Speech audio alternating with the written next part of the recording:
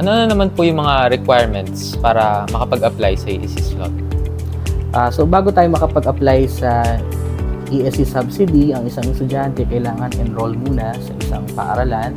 So yung mga basic requirements in enrollment like grade 6 report card, original report card, birth certificate authenticated by PSA preferably, and certificate of good moral character. Kapag nakapag-enroll ka na, ay doon ka bibigyan ng ESC contract at ESC application form.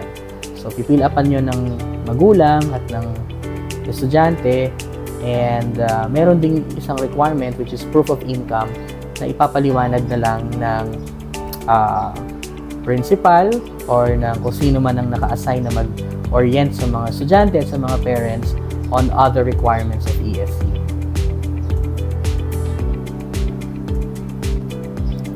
Ano naman po yung mensahe nyo para sa mga gustong mag-aral sa DPC?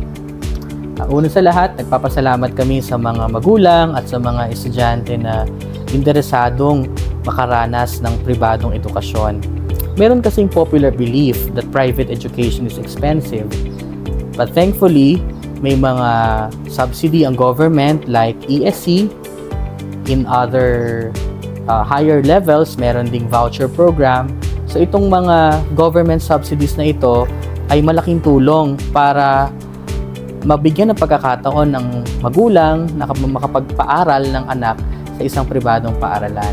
So ang DPC ay isang ESC certified school at ang DPC ay isang Catholic school, kaya it's a good combination that you know that the school that you're going to enroll in ay isang dekalidad na eskwelahan na nagko-comply sa mga requirements ng Department of Education at lalong-lalo na nagbibigay pansin sa pagpapaunlad ng espiritualidad at ng buong pagkatao ng isang estudyante para pagdating sa kinabukasan ay maibahagi niya ang kanyang talento, ang kanyang talino, ang kanyang mga pagpapahalaga para sa patuloy na pagbabago ng lipunan. So, inaaya ko po kayo na mag-aral at tangkilikin ang katoliko at pribadong edukasyon, lalong-lalo na dito po sa Divina Pastora College. We are a school that strives to transform lives for God and society. Maraming salamat po, Sir Ale, Walang anuman. sa pagbibigay ng impormasyon tungkol sa ESC subsidy. Sana ay marami sa ating mga netizen ang naliwanagan kung ano ba ang ESC. Maging bahagi ng Divina Pastora College. Magtungo lamang sa mga sumusunod na website o kaya naman bumisita sa aming paaralan para sa karagdagang impormasyon tungkol sa DPC. Sa mga nais magpa-early register, ongoing pa rin ang ating early registration. Magbubukas ang enrollment sa darating na June 2024. Muli, ako po si Adrian Newson, and follow for more videos.